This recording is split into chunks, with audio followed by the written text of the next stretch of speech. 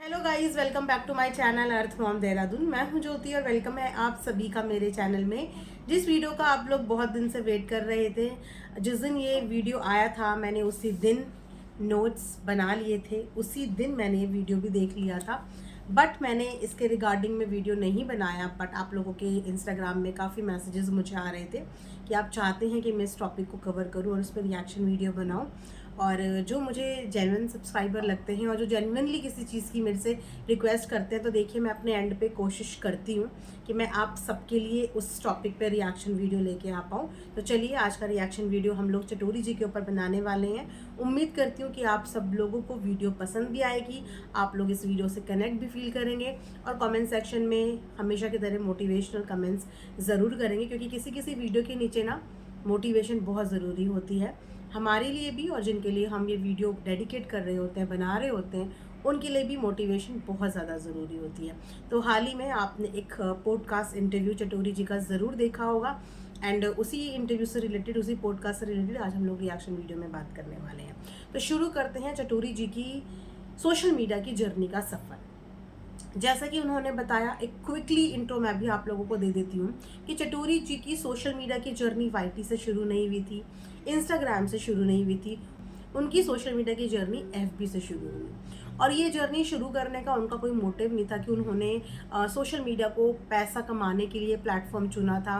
उन्होंने ये platform Facebook का इसलिए चुना था क्योंकि वो अपनी रेसिपीज़ को सेव करके रखना चाहती थी, और जिस चीज़ के लिए वो सेव करना चाहती थी ना, वो उनके अंदर का कहीं ना कहीं ये डर था कि कभी किसी मोड़ पे अगर मुझे कुछ हो जाता है तो मेरे पति और मेरे बच्चों को जब भी कुछ खाने का मन करे तो मेरी ये रेसिपी के माध्यम से वो अपने लिए खाना बना पाएँ और जो उनका मन करे वो खा पाएँ। इसीलिए वो अपनी रेसिपी शूट करके अपनी फेसबुक पे स्टोर कर रही थी, एक फ्यूचर डर की वजह से। जो उनके अंदर वो डर चलता था कि कहीं मुझे कुछ हो गया तो फिर कैसे होगा, तो इन सब चीज़ों के लिए उन्होंने अपना एफबी खोला था, मतलब उस पर रेगुलर काम करना शुरू किया था। बट उनका जो फेसबुक का अकाउंट था वो 2004 से था, और उस अकाउंट का नाम पहले उस नाम से था जो क्लासेस वो पहले देती थी। जी हाँ, वो पहले भी कुकिंग की क्लासेस देती थी अपनी शादी से पहले, क्योंकि वो कुकिंग में बहुत अच्छी थी। लेकिन क्योंकि वो एक टिपिकल मारवाड़ी फैमिली से आती थी जहाँ पे लड़कियों का काम करना अलाउ नहीं था, उनका बाहर जाके जॉब करना अलाउ नहीं था, तो इसीलिए उन्होंने क्या किया था कि अपने ही घर के लोगों को कुकिंग करना सिखाया, एक क्लासेस शुरू करी। तो उसी से रिलेटेड उन्होंने अपना फेसबुक का बनाया हुआ था चैनल, लेकिन उस पर वीडियोज़ उन्होंने 2019 में डाली, और रेगुलर बेस पे नहीं, एक एक्सपेरिमेंटल अपनी डिशेज और अपनी रेसिपीज़ को वहाँ पे सेव करने के लिए डाली। लेकिन उनकी इन डिशेस को बहुत पसंद किया गया, और लॉकडाउन में जब आपको पता है कि सारा इकॉनमी हमारे पूरे देश की डिस्टर्ब हुई थी, इनबैलेंस हुई थी, उसी बीच में इनका भी एक अचार का काम था जो कहीं ना कहीं थोड़ा सा डिसबैलेंस हुआ। और उसके बाद ये इतना ऑक्यूपाइड उस काम में रहने लगी, क्योंकि अचार के साथ साथ फिर इन्होंने बेकिंग भी शुरू करी, और उस बेकिंग के ऑर्डर्स भी बहुत सारे आते थे, जिसकी वजह से इनको अपनी फैमिली के लिए बिल्कुल भी टाइम नहीं मिल पाता था, और इसीलिए फिर इन्होंने एक ऑप्शन चुना। और उस बीच में इनके पास बहुत सारे सब्सक्राइबर के कमेंट्स भी इन्हें आने लगे, जो इनकी रेसिपी के माध्यम से हेल्प मिलती थी, जिन्हें जो घर से बहुत दूर रहते थे।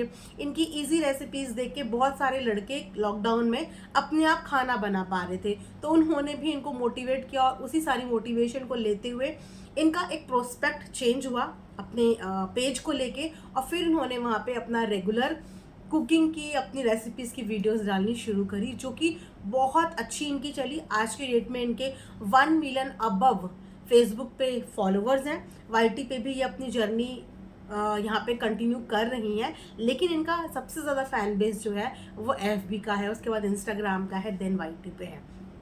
तो अपनी जर्नी की इसी तरीके से उन्होंने पूरी शुरुआत बताई। इसके साथ काफ़ी सारी चीज़ें उन्होंने इस जर्नी से रिलेटेड शेयर भी करी, जो अभी कुछ समय पहले उनकी ज़िंदगी में हुआ है। अभी उनके बेटे को गए हुए ऑलमोस्ट 4 मंथ हो चुके हैं, और ये 4 महीने उनके लिए आसान नहीं थे। इस 4 महीने में उन्होंने बहुत कुछ सफ़र किया, सोशल मीडिया पे ही नहीं, out of social media personal life में भी बहुत सारी चीज़ें इस बीच उन्होंने एक्सपीरियंस करी, सोशल मीडिया पे भी एक्सपीरियंस करी। उन्होंने अपना वो वाला इंसिडेंट एक बार फिर से ताज़ा किया, जिसमें उन्होंने अपने बेटे के लिए एक प्रेयर मीट रखी थी। उन्होंने उसको नाम दिया था फेयरवेल पार्टी, जिसके बाद यस बहुत सारे लोगों ने इस पर सवाल भी उठाया था कि ये कैसा गुड बाय पार्टी है, ऐसा कौन करता है, इस तरीके से कौन खुश होता है, ऐसे कभी किसी को करते हुए देखा है। उस समय पे मैंने भी इस रिगार्डिंग वीडियो बनाई थी कि एक माँ अपने बच्चे को कैसे भेजना चाहती है, इस पर सिर्फ एक माँ का हक है और इस हक को कोई भी दुनिया का या हमारे आसपास रहने वाले सोसाइटी के लोग डिसाइड नहीं करेंगे कि एक माँ अपने बेटे को किस तरीके से लास्ट विदाई देना चाहती है, क्योंकि एक माँ से ज़्यादा तो एक बच्चे को कोई नहीं जानता होगा ना, और एक माँ से ज़्यादा हक तो एक बच्चे पे किसी का भी नहीं होगा। तो उस समय पे उनको इस पार्टी के लिए ट्रोल किया गया था और पार्टी एक ओपन इनविटेशन था, जिसका बकायदा इंस्टाग्राम पे एक इनविटेशन दिया गया था कि जितने लोग चाहें इस पार्टी का हिस्सा बन सकते हैं। लेकिन वहाँ पे एक चूक इनकी टीम से ज़रूर हुई थी कि उन्होंने फ़ोन अलाउ किए थे, वीडियोस अलाउ की थी, ऐसा कोई डिस्क्लेमर इन्होंने नहीं डाला कि पार्टी में आए हुए लोग वीडियो शूट नहीं कर सकते या वो लोग कैमरा या फ़ोन लेके नहीं आ सकते। तो क्या हुआ था कि जो लोग इनकी ओपन फेयरवेल पार्टी अटेंड करने के लिए आए थे, वहाँ पे बहुत सारे लोगों ने वीडियो शूट भी करी, काफ़ी लोगों ने वहाँ पे वीडियो शूट करी। उनकी मे भी हो सकता है कि वीडियो शूट करने की इंटेंशंस गलत ना होता है ना कि आप किसी जगह का हिस्सा बने हो। और उस समय पे प्रॉब्लम ये थी कि चटोरी जी की एक झलक को, उनके पति की एक झलक को देखने के लिए ऑडियंस परेशान हो रही थी, क्योंकि ये सिर्फ हम लोग एक कहते हैं ना एक नॉर्मल स्टोरी के रूप में देख रहे थे कि ऐसा ऐसा हो गया, ऐसी ऐसी घटना हो गई। तो बहुत सारी ऑडियंस इस चीज़ से परेशान थी कि माता पिता के क्या हाल हैं, उनकी एक झलक देखने के लिए परेशान थी। तो जो लोग उस फेयरवेल पार्टी का हिस्सा बने थे, जिन लोगों ने वहाँ से वीडियोस बनाई थी, उन लोगों ने वो वीडियोस आने के बाद सोशल मीडिया पे डाल दी, जिसमें से कि एक लेडी थी, उनकी वीडियो बहुत ज़्यादा वायरल हुई। फेसबुक में इतनी ज़्यादा उनकी वीडियो वायरल हुई, उन्होंने वहाँ से रिलेटेड 2-3 शॉर्ट्स डाले, एज इट इज़ उन्होंने वही डाले जो वहाँ से कैप्चर करके आई थी, और वो उनकी बहुत तेज़ी से वायरल हुई। जिसके बाद चटोरी जी एक लाइव करने के लिए आई थी। उस लाइव में उन्होंने उस लेडी को क्रिटिसाइज़ भी किया कि हमसे पूछे बिना हमारा वीडियो इन्होंने रिलीज़ किया, हमसे पूछे बिना इन्होंने यहाँ पे वीडियो बनाया, हमारे दुख में सम्मिलित होने आए थे लेकिन यहाँ से वीडियो बना के सोशल मीडिया पे डाल दिया। जिसके बाद उन्होंने ये भी बोला था कि मैं इस चीज़ के अगेंस्ट में लीगल जाऊँगी, जिसके जवाब में वो सामने वाली लेडी ने आके भी जवाब दिया कि वहाँ पे ऐसा कोई भी डिस्क्लेमर नहीं था कि आपको वीडियो रिकॉर्ड करना अलाउ नहीं है या आप यहाँ पे वीडियो नहीं बना सकते हो। वहाँ पे मेरे अलावा सभी लोग वीडियो बना रहे थे, लेकिन उस लेडी की वीडियो जो है वायरल हो गई थी। जिस चीज़ का बुरा लगा था उस समय पे चटोरी जी को, क्योंकि हो सकता है कि चटोरी जी ने इस वीडियोस के लिए अपनी अलग से कुछ प्लानिंग्स करी हो, क्योंकि डेफिनेटली वो पूरा का पूरा फेयरवेल उन्होंने भी रिकॉर्ड किया था और बाद में उन्होंने भी सोशल मीडिया पे उसको डाला। लेकिन उनसे पहले किसी और ने वो वीडियो डाल दी, जिसके बाद उनकी घड़ी, उनके ड्रेस, उनके शूज़, उनके कपड़े, उनके गिफ्ट्स, रिटर्न गिफ्ट्स, हर किसी चीज़ का सोशल मीडिया पे मुद्दा बना। उनको इन सब चीज़ों से जज किया गया, टॉप टू बॉटम। उनके आंसू, उनकी मुस्कुराहट, हर चीज़ में उन्हें जज किया गया, क्योंकि ये एक बहुत ही नई चीज़ थी सबके लिए। जहाँ पे कुछ लोग इस चीज़ को समझ पा रहे थे कि सामने वाले का ये एक एक्सप्रेस करने का एक तरीका है, वहीं पे कुछ लोग ये समझ रहे थे कि ये किस तरीके का मॉडर्न ज़माना आ गया है, ये कैसा मॉडर्नाइजेशन के नाम पे ये क्या चीज़ें हो रही हैं, जिसकी जितनी सोच या जिसके जितने थॉट्स, उस चीज़ को हम चेंज नहीं कर सकते। ये सारी चीज़ें उन्होंने सोशल मीडिया पे डील करी। टाइम टू टाइम वो अपना साइड रखने के लिए आई, अपने बारे में बात करने के लिए आई, लेकिन उन्होंने खुलकर सारी चीज़ें एक्सप्लेन नहीं करी। कुछ चीज़ें ऐसी थी जिनके आंसर, जिनके जवाब आज भी एक क्वेश्चन बन के रह गए हैं, और ये जवाब क्वेश्चन बन के इसीलिए रह गए हैं क्योंकि उन्होंने अपनी लाइफ एक्चुअली बहुत लिमिटेड दिखाई है। हम उनको एज अ व्लॉगर नहीं, एज अ फूड व्लॉगर जानते हैं, फूड व्लॉगर भी नहीं कहेंगे, सिर्फ रेसिपी शूट वो करती हैं। व्लॉगिंग का कुछ भी, उनकी लाइफस्टाइल, उनका जीने का तरीका, रहन सहन, ये सब चीज़ें हमें नहीं पता, क्योंकि ये सब चीज़ें उनकी वीडियो का हिस्सा कभी रही ही नहीं है, इसलिए उनके बारे में ना बहुत लिमिटेड जानकारी थी। और जब ये हादसा उनकी फैमिली के साथ हो गया तो बहुत सारे लोग इस चीज़ के लिए जानने के लिए क्यूरियस हो गए कि एक्चुअली में ऐसा कैसे चीज़ें हो गई। उसी बीच में एक और फेसबुक में पेज बना, जो पेज किसी जैन नाम के इंसान ने बनाया था, जहाँ पे इनके बेटे की हर एक वीडियो अपलोड की गई। क्योंकि जब बेटे के साथ ये हादसा हुआ तो चटोरी जी की फैमिली ने अपने बेटे का इंस्टाग्राम हैंडल प्राइवेट कर दिया था, लेकिन उनकी प्राइवेट वीडियोस वहाँ से किसी ने ऑलरेडी उठा ली थी और उसके बाद फेसबुक में बकायदा एक पेज बना के उनके बेटे की बहुत सारी वीडियोस वहाँ पे डाली गई, उसके फ्रेंड्स की भी बहुत सारी पोस्ट वहाँ पे शेयर किए गए, जो पोस्ट सब कुछ इंस्टाग्राम से प्राइवेट हो चुका था, जिनके बारे में चटोरी जी ने अपने पॉडकास्ट में जिक्र भी किया कि मेरे बेटे के फ्रेंड्स तक को स्टॉक किया गया, क्योंकि उनके फ्रेंड्स के बहुत सारे स्टोरी पोस्ट फेसबुक पे एक पेज में एक जैन करके था। आई डोंट नो कि वो पेज अभी भी एग्जिस्ट करता है या नहीं करता, लेकिन उस पेज में बहुत सारी चीज़ें डाली जाती थी, इनके बच्चे की बाइक राइडिंग से रिलेटेड सारी चीज़ें, फ्रेंड्स से रिलेटेड, फ्रेंड्स की स्टोरी, 11th क्लास के मार्क्स, मतलब बहुत सारी चीज़ें वहाँ पे डाली जाती थी, बकायदा इनको मेंशन करते हुए डाली जाती थी। उस समय पे ये सब चीज़ें हो रही थी। उसके अलावा जो सबसे शॉकिंग चीज़ थी वो ये थी कि चलो सोशल मीडिया वालों से तो हमारा कोई रिश्ता नहीं होता, उनको हमारी लाइफ के बारे में एक लिमिटेड जानकारी होती है, और उस लिमिटेड जानकारी के आधार पे जिसके जो सवाल होते हैं, जो समय पे जैसा फील कर रहा होता है, वो अपने चीज़ें व्यक्त करता है। कोई कमेंट सेक्शन के माध्यम से करता है, कोई स्टोरी के माध्यम से करता है, कोई वीडियोज़ के माध्यम से करता है, कोई शॉर्ट्स के माध्यम से करता है, कोई कम्युनिटी के माध्यम से करता है। रीज़न बिहाइंड कि हम किसी की भी लाइफ को यहाँ पे बहुत लिमिटेड जानते हैं, और उस लिमिटेड जानकारी के आधार पर हम अपना किसी के लिए भी एक परसेप्शन सेट कर देते हैं। बट यहाँ पे बात आती है फैमिली की। फैमिली जो बहुत अच्छे से एक दूसरे को जानती है, एक दूसरे के सुख दुख के साथी होते हैं, एक दूसरे के साथ बहुत अच्छा टाइम स्पेंड किया होता है, लेकिन यहाँ पे जिस तरीके की एक्सपीरियंस चटोरी जी ने बताया उनके साथ हुआ, डेफिनेटली वो बहुत ही पेनफुल था। जब वो ये बात बता रही थी ना कि उनके घर में एक इतना बड़ा हादसा हुआ था, यार एक माता पिता के लिए तो उनकी ज़िंदगी उजड़ गई। उनका किसी भी माता पिता का देखो, एक बेटा हो, दो बेटा हो, या कितने भी बेटे हों, लेकिन एक 17-18 साल पालने के बाद एक बच्चा ज़िंदगी से जाना, उस समय पे माता पिता का क्या हाल होता है। उस हाल में अगर आपके लोग जो आपको उस समय पे कंसोल करने आए हैं, आपके बेटे के दुख में वहाँ पे आए हैं, और आपको अगर किसी की इतनी सी भी हंसी मुस्कुराहट दिख भी जाए, यहाँ पे तो हंसने की आवाज़ों की बात हो रही है, तो उस समय पे दिल पे क्या बीतती है, क्या बीतती है कि एक की पूरी ज़िंदगी ख़त्म हो गई, और दूसरे जो कि हमारे रिश्तेदार हैं, हमारे जानने वाले हैं, वो हमारे ही घर के बाहर बैठ के हंस रही हैं। ये सारा दर्द एक माँ ने फील किया जिस वक्त पे उसे शायद अपने रिश्तेदारों की, अपने इर्द गिर्द के नियर डियर लोगों की प्यार की सबसे ज़्यादा, सपोर्ट की सबसे ज़्यादा ज़रूरत थी। उस वक्त पे उन्हीं लोगों ने उनका दर्द फील नहीं किया। और तो और उन्होंने अपने आप को संभालने के लिए, अपने माइंड को डाइवर्ट करने के लिए वापस से वीडियोस पे काम करना शुरू किया, वापस से अपने आप को इंगेज करना शुरू किया, क्योंकि इंसान जितना ज़्यादा किसी चीज़ के बारे में सोचता है ना, वो उतना ज़्यादा डिप्रेशन और सदमे में जाता है। और जितना हम चटोरी जी की बॉडी लैंग्वेज से देख पा रहे हैं ना, वो ऑलरेडी डिप्रेशन में है। उनका बोलने का तरीका, अपनी बात रखना, चीज़ों को भूल जाना, आधी अधूरी बात करना, कहीं से कोई चीज़ कहीं कनेक्ट कर लेना, लग रहा है उन्हें देख के कि वो बहुत डीप डिप्रेशन में है।